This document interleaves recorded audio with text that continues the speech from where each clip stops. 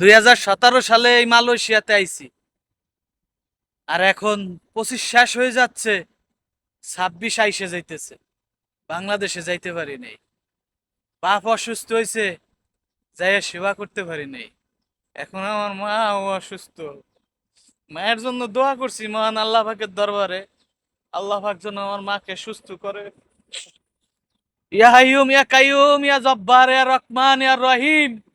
আল্লাহ, আপনি রহম করেন আমার পরিবারের প্রতি, আপনার এই পবিত্র নামের ওসিলায়, আপনার এই সৃষ্টির ওসিলায়, এই পবিত্রতার ওসিলায়, আপনার এই দুনিয়ার ওসিলায়, আপনার এই আকাশের ওসিলায়, আপনার সমস্ত প্রিয় মানুষগুলোর ওসিলায় মালিক, আপনার পবিত্র কোরআনুল কারিমের ওসিলায় আল্লাহ, এই দুনিয়ায় আপনি যত মজুজা দেখাইছেন নবীদের মাধ্যমে, সেই মজুজার ওসিলায় আপনি যদি এই দুনিয়ায় কাউকে নিরাপত্তা দেন মালিক, এই দুনিয়ার কোনো অপশক্তি নাই সেই মানুষকে ক্ষতি করবে।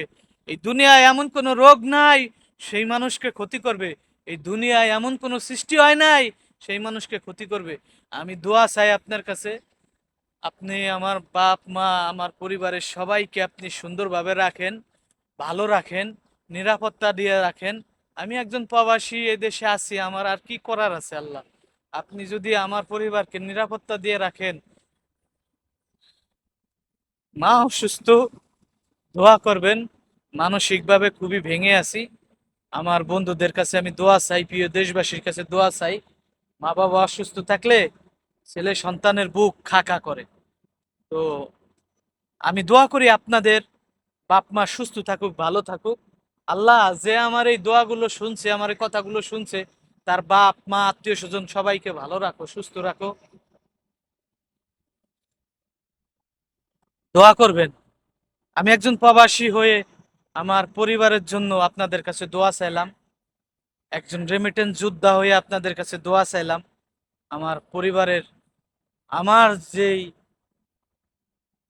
সম্পদ, আমার মা আমার আব্বা, আল্লাহ পাক যেন তাদেরকে নিরাপত্তা দিয়ে রাখে, তাদেরকে যেন সুস্থ রাখে। আল্লাহ, আমি আবারও বলতেছি, তোমার তিনে কোনো শক্তিশালী কিছু নাই আল্লাহ। তুমি যদি আমার পরিবারের মানুষকে সুস্থ রাখো, ভালো রাখো, নিরাপত্তা দিয়ে রাখো, কেউ কোনো ক্ষতি করতে পারবে না আল্লাহ।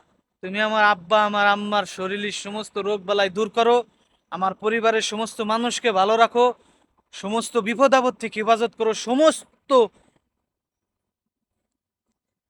সুস্থ রাখো আল্লাহ, তুমি সুস্থ রাখো।